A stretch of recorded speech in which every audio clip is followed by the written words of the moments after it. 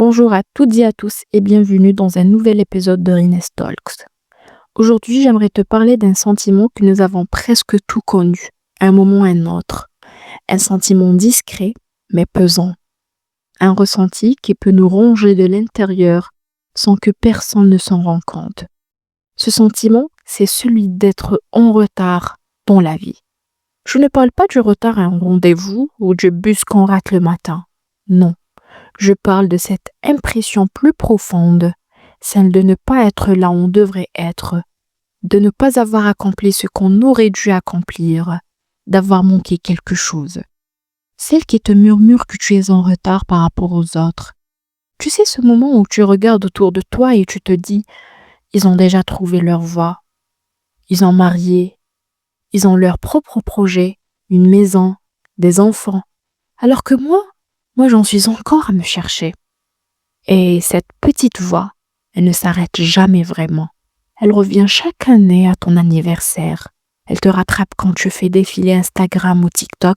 Elle te murmure que tu n'es pas assez avancé, que tu devrais faire plus, que tu es en retard. Mais en retard par rapport à quoi? À qui? C'est ce qu'on va explorer ensemble aujourd'hui. Parce que ce sentiment, aussi universel qu'il soit, il est souvent une illusion. Une illusion créée par la société, par notre cerveau, par des pressions invisibles. Dans cet épisode, je vais t'emmener dans un voyage en 7 parties. On va voir d'où vient ce sentiment d'être en retard. Comment la société et les réseaux sociaux l'ont amplifié. Pourquoi on se compare. Les conséquences mentales de cette pression. Et surtout, comment s'en libérer. Alors, prends un moment pour toi. Respire, ferme peut-être les yeux, je t'emmène dans un voyage intérieur et peut-être à la fin de ce podcast, tu te diras « Enfin, je ne suis pas en retard. Je suis exactement là où je dois être. » Maintenant que le décor est posé, que cette sensation familière commence à résonner en toi, on va aller plus loin. Tu vas voir ce que tu ressens n'est pas un hasard. C'est le fruit d'un long conditionnement. Et on commence par le tout début. D'où vient cette impression d'être en retard dans la vie? Et tu sais, tu n'es pas né avec cette idée que tu devais être à tel endroit, à tel âge. Personne ne sort du ventre de sa mère en pesant « à 25 ans, il faut que j'aille un diplôme, un job, un appart et l'amour de ma vie ». Non, cette idée, on te l'a apprise. Depuis l'enfance, on grandit avec une ligne de vie tracée à l'avance, une sorte de plan universel imposé par la société. Va à l'école, sois sage, aie de bonnes notes, choisis un métier, trouve un travail stable, achète une maison, trouve un partenaire, aie des enfants et surtout ne te perds pas en chemin. Ce programme est si bien intégré qu'on a presque honte si on dévie. Même un tout petit peu. Et pourtant, qui a vraiment défini ce timing? Est-ce que c'est le tien ou celui des autres? On oublie souvent que chaque personne évolue dans un contexte unique, des histoires familiales différentes, des blessures, des traumatismes, des opportunités inégales, des rythmes d'apprentissage variés, mais malgré ça, on nous pousse à marcher au même rythme. Et si tu ralentis, si tu fais un détour, si tu trébuches, on te fait sentir que tu es en retard. Tu n'as pas encore trouvé de travail? Tu es encore célibataire? Tu vis encore chez tes parents? Tu changes encore de voie? Tu n'as pas d'enfant à 35 ans? À chaque étape, la société te rappelle où tu devrais en être. Mais ce sentiment d'être en retard, c'est aussi le fruit de l'école. Car dès l'enfance, on nous classe, on nous compare, on nous fait sentir que certaines performances sont attendues à un âge précis. Apprendre à lire en CP, savoir diviser en CE2, réussir le bac à 18 ans, choisir un métier à 20 ans, et si tu redoubles, tu es en retard. Si tu changes d'orientation, tu as perdu du temps. Ce conditionnement s'installe en douceur mais en profondeur. Et quand on devient adulte, on continue à appliquer cette logique. Si je n'ai pas accompli X à tel âge, c'est que j'ai échoué. Mais attention, cette voix intérieure, elle ne vient pas de toi. Elle vient d'un système qui te pousse à courir, un système qui valorise la vitesse plutôt que la direction. Et si tu arrêtais de courir un instant? Et si tu remettais en question ce timing imposé?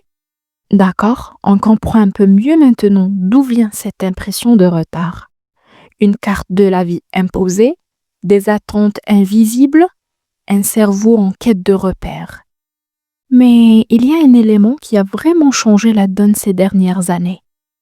Quelque chose qui a amplifié ce sentiment chez toute une génération, comme une loupe déformante sur nos vies.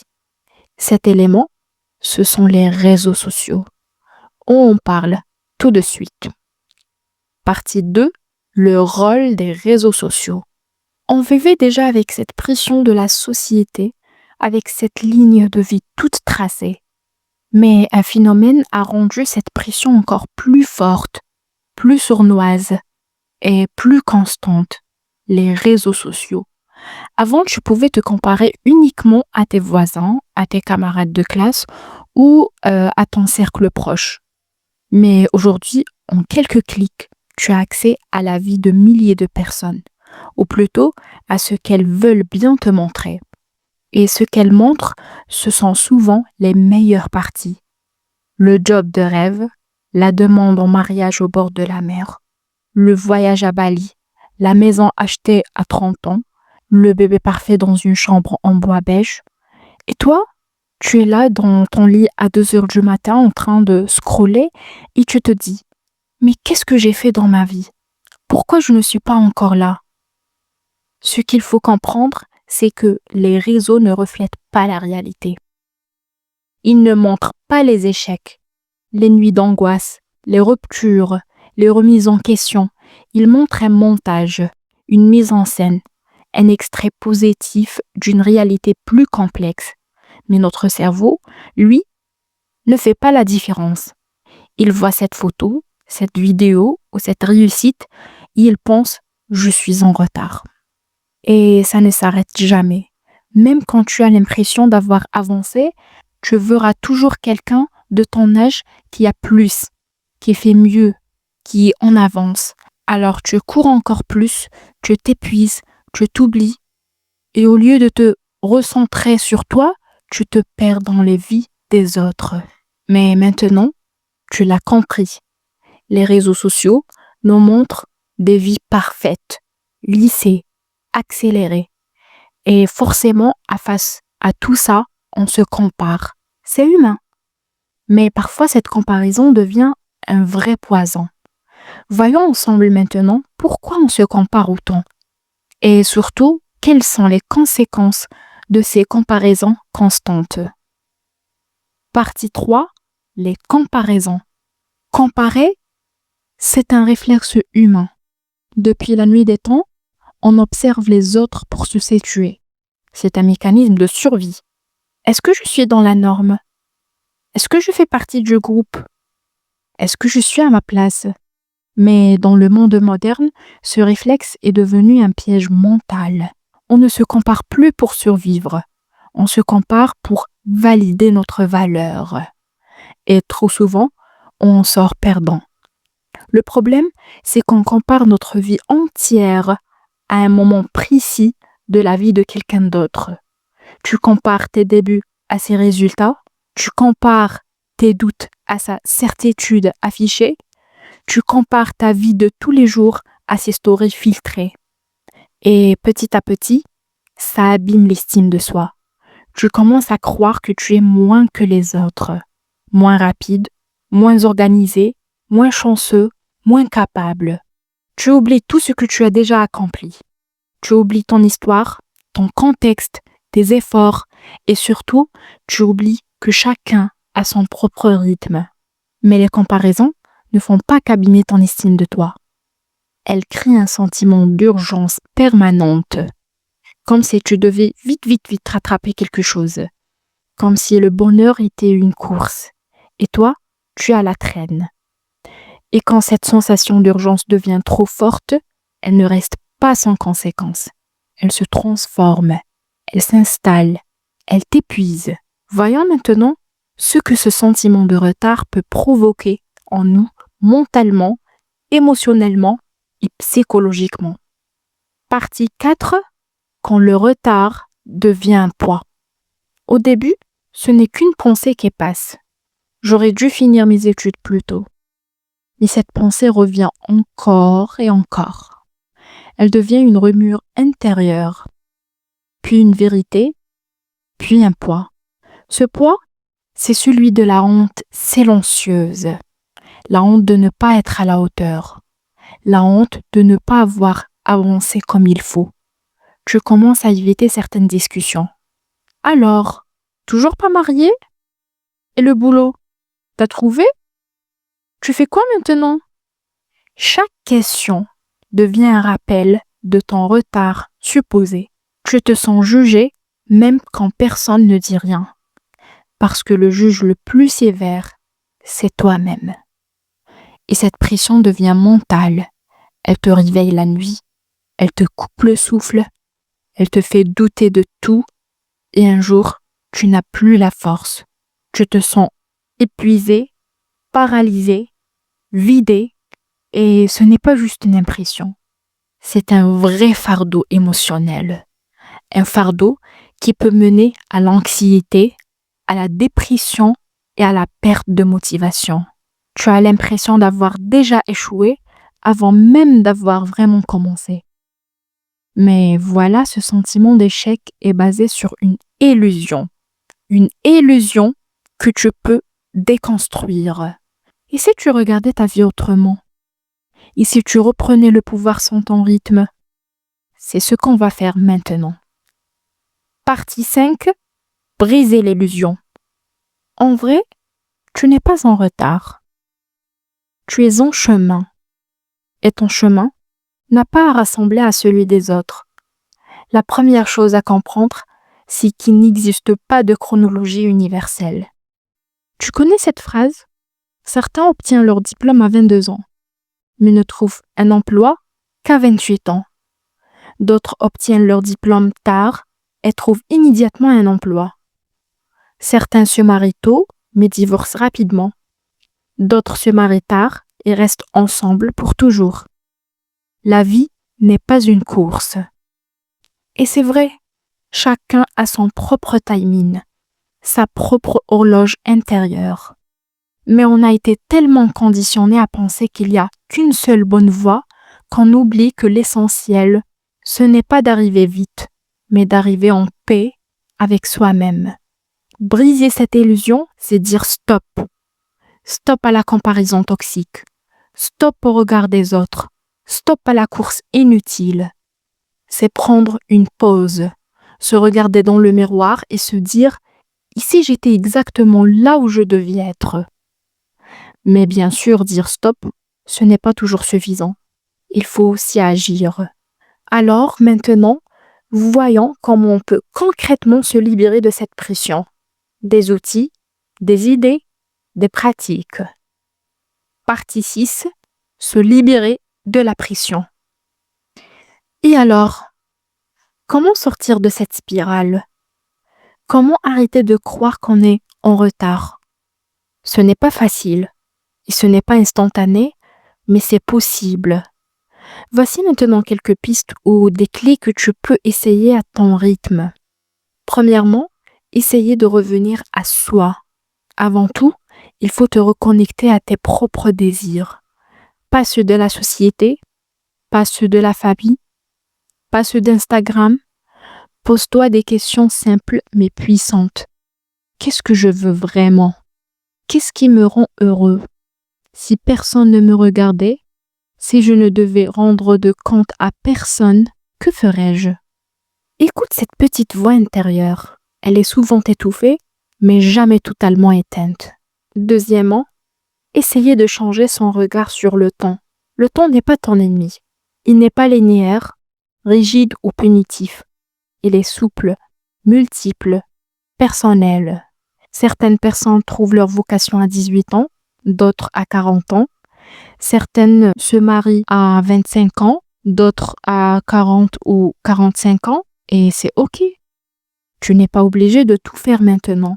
Tu as encore du temps et si tu te concentres sur ton chemin, pas celui des autres, tu vas avancer. Troisièmement, réduire l'exposition aux comparaisons. Ce n'est pas une solution miracle, mais c'est un début. Si certains comptes te font sentir mal, si tu ressors de ton scroll avec le cœur lourd, désabonne-toi. Crée un espace digital qui t'inspire, pas qui t'épuise. Entoure-toi de contenus authentiques, des personnes qui parlent aussi de leurs doutes, de leurs erreurs et de leur lenteur. Et surtout, rappelle-toi, ce que tu vois n'est jamais toute la vérité. Quatrièmement, célèbre les petites avancées. Tu n'as peut-être pas encore tout ce que tu veux, mais tu avances, même à petits pas. Chaque pas mérite d'être reconnu. Commence une routine de gratitude. Écris chaque soir 3 choses que tu as faites ou ressenties ce jour-là. Même des choses simples. J'ai pris soin de moi. J'ai dit non à quelque chose qui ne me convenait pas. J'ai osé faire un petit pas. Et petit à petit, tu reconstruiras une relation bienveillante avec ton parcours. Et dernièrement, essayez d'accepter les détours. La vie n'est pas une ligne droite. Elle est faite de virages, de pauses, de reculs parfois. Et c'est justement ces détours qui te construisent. Ce que tu veux maintenant, même si tu as l'impression que c'est du temps perdu, est en train de t'apprendre quelque chose. Les erreurs, les attentes, les échecs, tout a du sens avec le recul. Et maintenant, après ce long voyage intérieur, après avoir exploré les causes, les effets, les outils, il est temps de poser une dernière question, une question simple mais puissante. Et si tu n'étais pas en retard? Et si tu étais juste à l'heure dans ta propre vie? Partie 7, tu es à l'heure. En réalité, tu n'es pas en retard.